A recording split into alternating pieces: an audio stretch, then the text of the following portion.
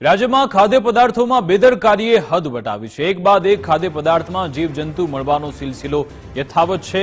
Food and drugs વિભાગના સાહેબો હવે તમારે જાગવાની જરૂર છે। સુરતના ભાગડ વિસ્તારમાં લવલી ઢોસામાંથી વંદો નીકળ્યાનો આક્ષેપ છે। ઢોસાની પ્લેટમાંથી વંદો નીકળ્યો હોવાનો ગ્રાહકે આરોપ લગાવ્યો। સોશિયલ મીડિયામાં વિડીયો વાયરલ થયો છે। અગાઉ પણ ખોરાકમાં જીવાત નીકળી હોવાના બનાવ સામે આવી ચૂક્યા છે।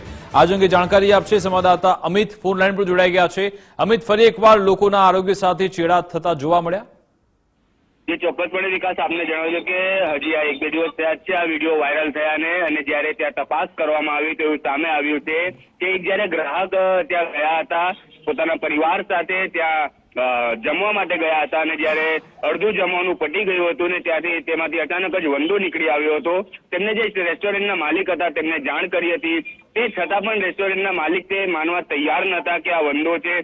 તે છતાં ત્યારબાદ તે ગ્રાહકે મીડિયામાં આપવાનું કહ્યું અને પોલીસને જાણ કરવાની કહ્યું, સાથે સાથે આરોગ્ય અધિકારીને પણ જાણ કરવાનું કહ્યું। તે છતાંય માલિકના પેટનું પાણી હલતું નથી। તેના પરથી સ્પષ્ટ લાગે છે કે જે આરોગ્ય વિભાગના અધિકારીઓ છે તેમની સાથે ક્યાંક ને ક્યાંક સાંઠગાંઠ હોઈ શકે છે, કારણ કે જયારે આવી વસ્તુઓ બનતી હોય છે લોકોના આરોગ્ય સાથે ચેડા થતા હોય છે।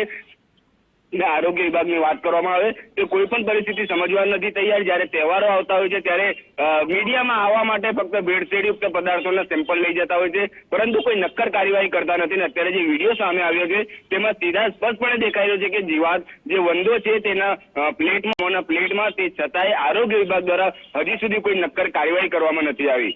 જી વિકાસ। બિલકુલ, આભાર અમિત તમામ જાણકારી આપવા બદલ।